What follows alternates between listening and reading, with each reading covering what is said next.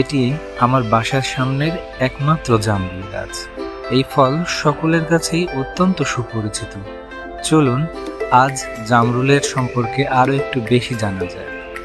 জামরুল ফল কাঁচা খাওয়া যায়, সেই সাথে এর জুস কিংবা সালাদেও খাওয়া যেতে পারে।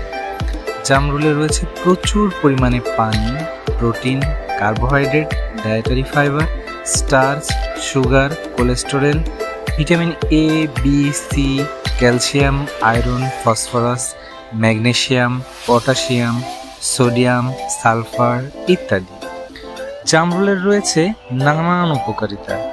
জামরুলে থাকা ভিটামিন সি দেহে রোগ প্রতিরোধ ক্ষমতা বৃদ্ধি করে, শ্বেত রক্তকণিকা তৈরি করে এবং ঠান্ডাজনিত সব রোগ থেকে রক্ষা করে। এছাড়াও এর ভিটামিন সি ও ফ্লাভিনাইড ক্যান্সার এবং হৃদরোগের ক্ষেত্রে কোষের ধ্বংসকে রক্ষা করে।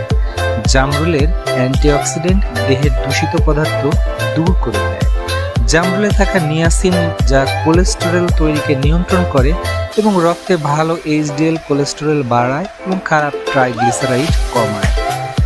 সোডিয়াম না থাকায় এইচডিএল এর মাত্রা বেশি থাকায় জামরুল রক্তচাপ নিয়ন্ত্রণ করে। এছাড়াও হজম শক্তি বাড়ায়, শরীরের ওজন নিয়ন্ত্রণ সহ নানান উপকার করে। তাই সবাই এই মৌসুমে জামরুল খেয়ে দেখতে পারে।